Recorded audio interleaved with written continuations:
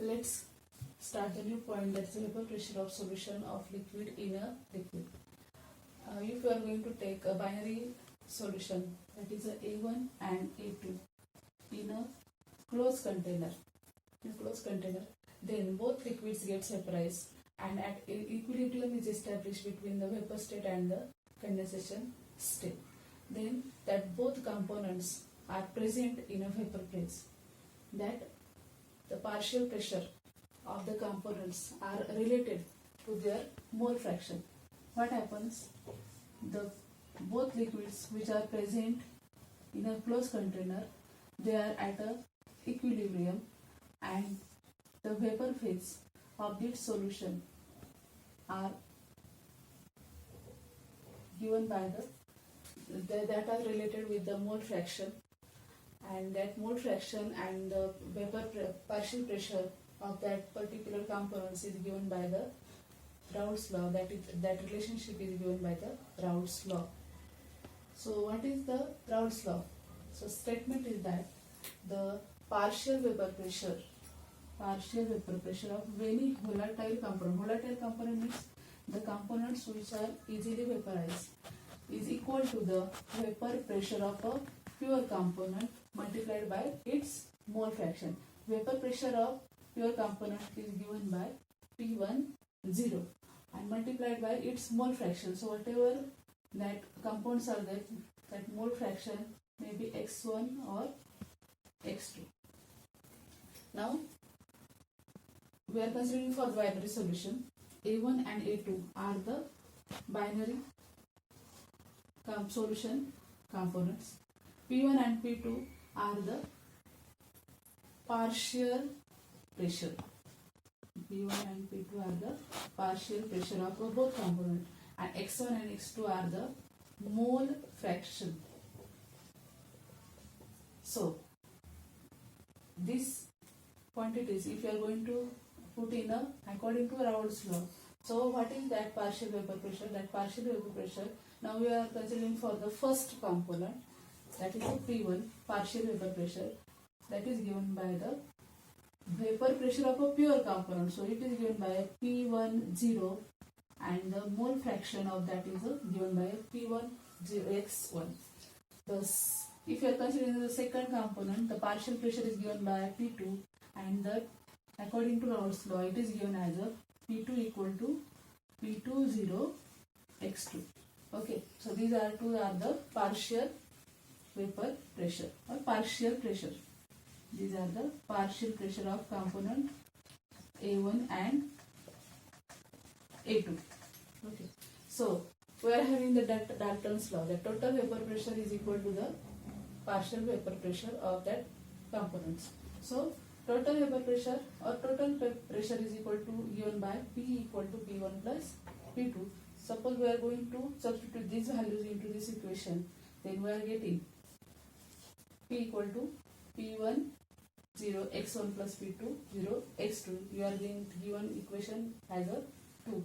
Now we are having one more relation, that is a mole fraction. Mole fraction of the first component and the mole fraction of the second component, that is equal to 1. Now it is solved for the x1. We are getting the x1 equal to 1 minus x2. Suppose this value is substituted into the equation second, we are getting the P equal to P10. Instead of x1, we are putting that 1 minus x2 plus P2 x2, and if you are going to solve, we are getting P10 plus P2 minus P20 minus P10 bracket x2.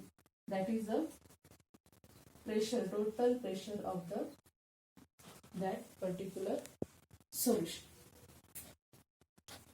Here we can see that a plot of P, that is a vapor pressure versus the x2 is a straight line. Now here we are considering the graph from which we are getting that P10 is the partial pressure for that component 1, and P20 is the partial pressure for the component second. Now the first point we are going to see, that is for P10 versus x2, that is we are getting a straight line graph, where whenever there is a P is equal to P10, that is a pressure is equal to partial pressure of a first component at x2 equal to 0. So that P is a P10 at x2 equal to 0, and then P is equal to P2, that P is equal to P2 at x2 equal to 1. So we are getting that as x2 is 1, we are getting the P2 0, P is equal to P2 0. For second one is a for P1 versus x1, that is a partial pressure versus x1, that is a straight line. If P1 is equal to 0, P1 is equal to 0, that is a x1 is equal to 0 and P1 equal to P1 0, that partial pressure is equal to partial pressure of a pure component, that is P1 equal to P1 0, that is x1 equal to 1, that is x1 equal to 1, there is a P1 equal to P1 0. And for third graph, for P2 versus x2, that P2 versus x2, then there is a P2 0, that P2 is 0 at x2 equal to 0 and P2 equal to P2 0 at x2 equal to 1. Okay. So the next point we are going to start, that is the composition of a vapor phase. That composition which are going to determine by the Dalton's law. Now, if instead of partial pressure, mole fraction x1 and x2, we are going considering y1 and y2 are the mole fraction of two components in a vapor phase, then that partial pressure for the composition of vapor phase is given by P1 equal to y1p and P2 equal to y2p.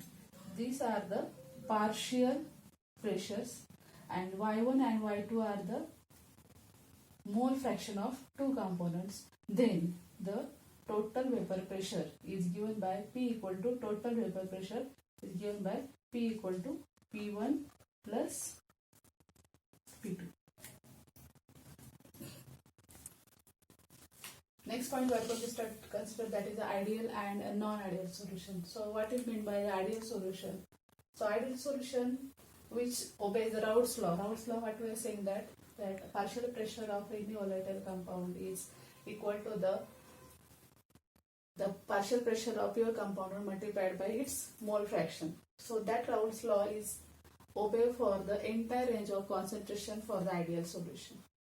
Now the second point is, in this ideal solution, if there is ideal solution, if you are considering that there is a no heat absorbed or evolved, so there is a temperature change is not there, that is a mixing of that two component or two solution, that enthalpy change is 0, that is a no heat is evolved or absorbed during the formation of ideal solution. The next thing is that volumes are not changing, means if we are going to add the two component solution, then for ideal solution the mixing does not change its volumes, therefore the change in volume, that is a delta mixture of V is equal to 0.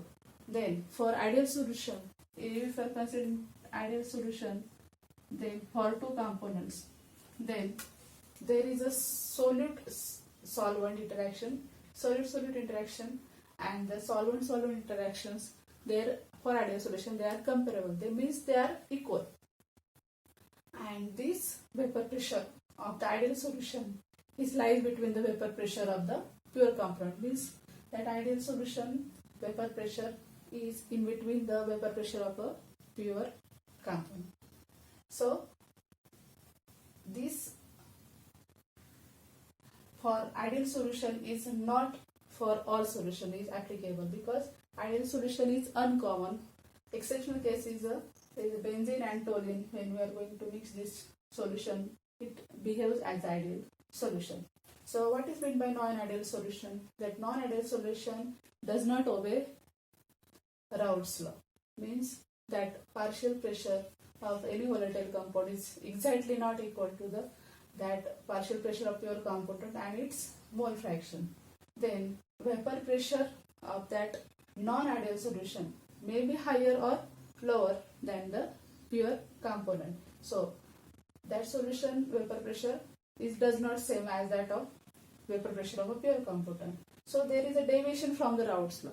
So what is that deviation? There is a positive deviation and the negative deviation. Positive deviation means there is a higher vapor pressure or there is a lower vapor pressure than the pure component. So here we are seeing the two graphs in which that for non-ideal solution the solute solvent interactions are weaker. Means if you are going to consider a beaker in which solvent and solute are mixing with each other, then the formation of that particular solution from which the solute and solvent interactions are very weak, means they are not interacting with each other as compared to solvent and solute interaction. Therefore, compared to the vapor pressure of pure component, the such solution is with a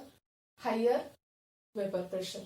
That example for this, that is the ethanol and the acetone. So here is we are saying that expected vapor pressure, but there is a positive deviation, so that is higher vapor pressure is observed in case of this solution, which is the positive deviation from the Raoult's law.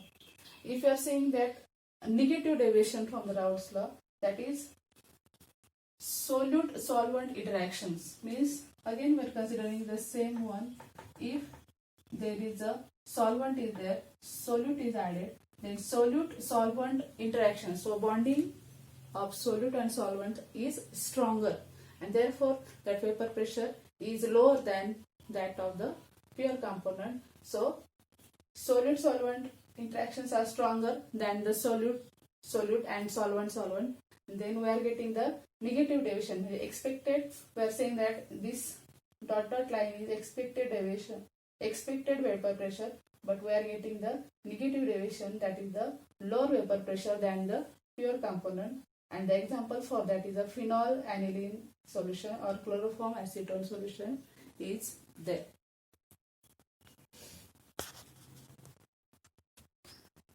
Okay, the next point we are going to start, that is the colligative properties of a non-electrolyte solution. So non-electrolyte means what? The solute which does not dissociate into their ions, they are called as the non-electrolytes. And the solution which is prepared from the non-electrolyte solute is called as a non-electrolyte solution. And the colligative property means, what is the colligative property? It is a physical property of the solution in which the property does not depend on the nature of the solute, does not depend on the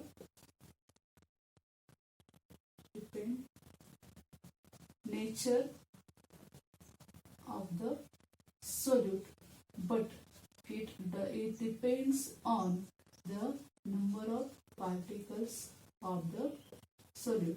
If number of particles are changed, that property will be changed. So what is the colligative property? The property, it is a physical property which does not depend on the nature of the solute particle, but it depends on the number of particles of that particular solution. So here are that four properties we are going to study. The first one is a vapor pressure lowering. The second one is a boiling point elevation. The third one is a freezing point depression. And the last one is a osmotic pressure. Here we are going to see the first property of the colligative, that is a vapor pressure lowering. Then what is meant by the vapor pressure? When we are considering any liquid, it takes place in a closed container, then it is in equilibrium with its vapors. So the whatever vapors are there, they exert the pressure, and the pressure exerted by the vapors on the liquid surface is called as the vapor pressure.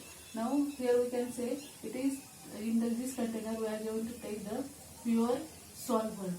Then whatever vapors are created here, they exert the pressure on the walls of the container, and that is given as the P10. That P10 is the vapor pressure of the pure solvent.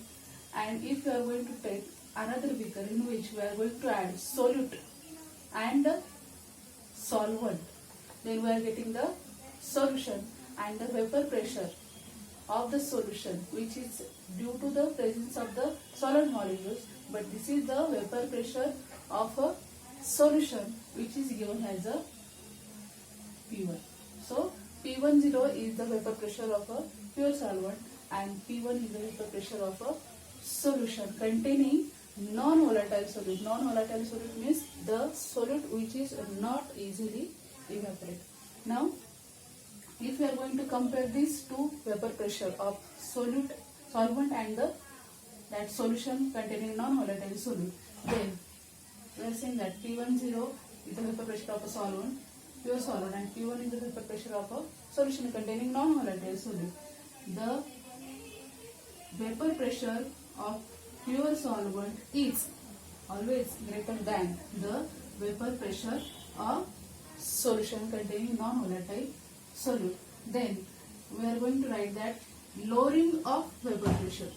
Lowering of vapor pressure is given by the delta P, that is the nothing but delta P equal to P10 minus P. This is called as a lowering of vapor pressure. Now here why there is a lowering of vapor pressure?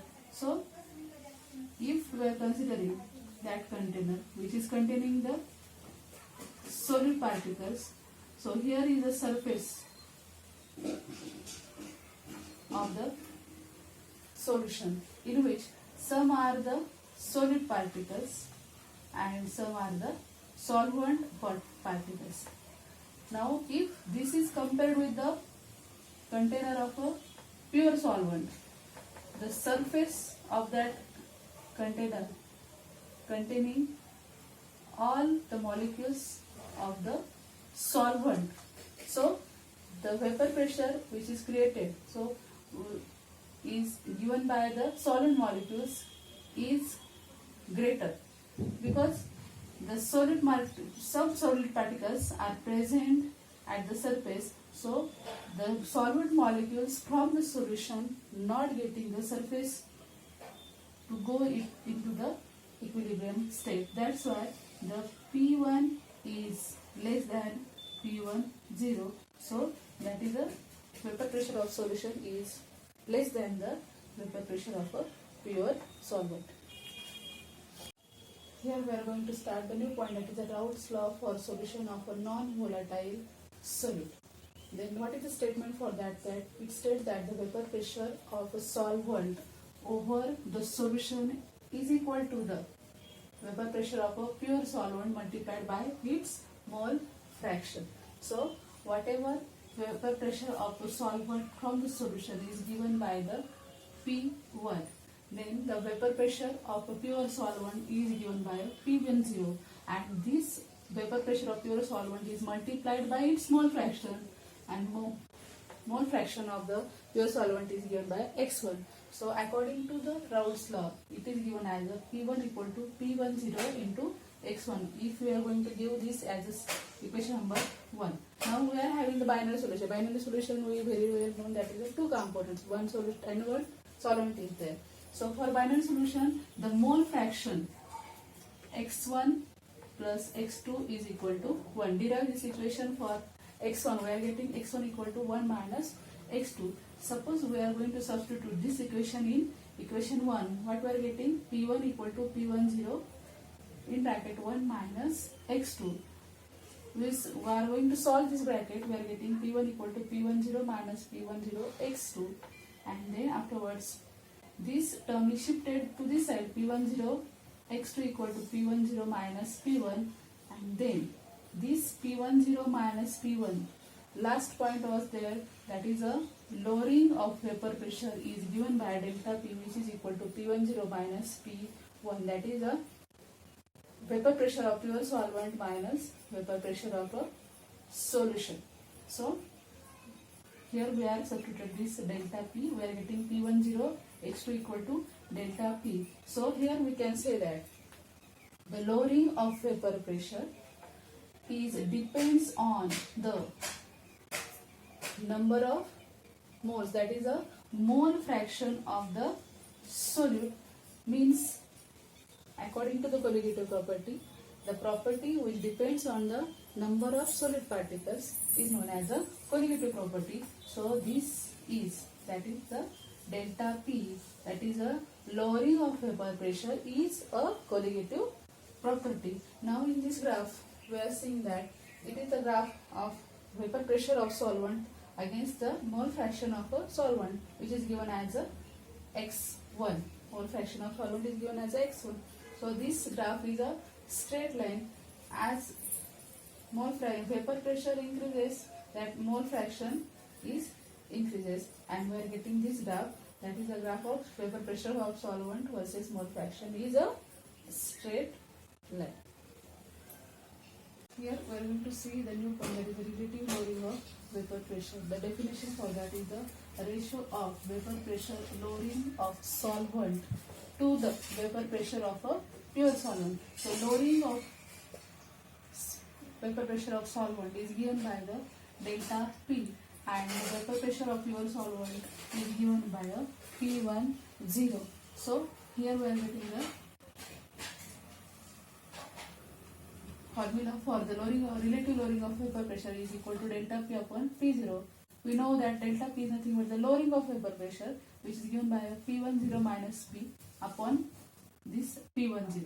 So we are having one more relation, that is a delta P equal to P10 x2. Suppose we are going to substitute this in equation, this one, then we are getting delta P upon P10 is equal to P10 x2 upon P10, means delta P equal to P10 x2. So simplify this equation, we are getting a delta P upon P10 is equal to x2.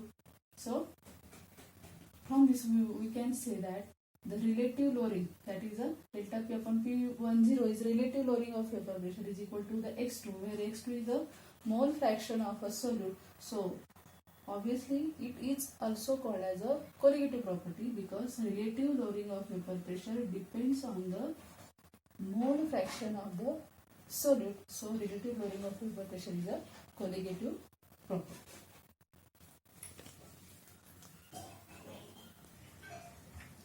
Okay, so here we are going to see the next point, that is the molar mass of solute from the vapor pressure lowering. How we are going to calculate the molar mass of the solute? We are having the relation, that is a relative lowering of vapor pressure is equal to the mole fraction of a solute. It is given as a delta P upon P10 is equal to x2. We are given this is as equation 1, where x2 is the mole fraction of solute.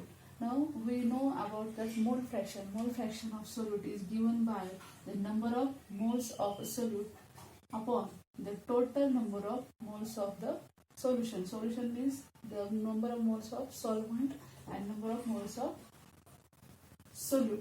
We are going to add this one, that is known as the number of moles of solution. So this is considered for, if we are considered for the dilute solution, the N2 is very less than the N1, that is the number of moles of solute are very less than the moles of solvent. So yeah, that N2 is neglected. So we are getting x2 equal to N2 upon N1. So we are going to substitute this in equation 1. We are getting delta P upon P10 equal to N2 upon N1, where N2 are the number of moles of solute and N1 is the number of moles of solvent. So then for calculating of number of moles, we are having the formula weight of solute or weight of substance upon molar weight or molar mass.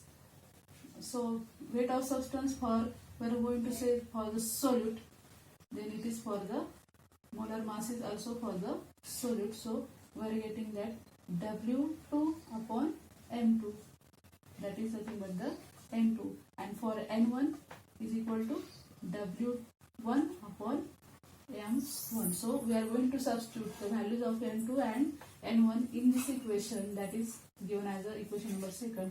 We are getting the delta P upon P10 equal to W2 upon N2 upon W1 upon M1. Simplify that equation, we are getting the relative lowering of vapor pressure delta P upon P10 equal to W2 m1 upon W1 m2.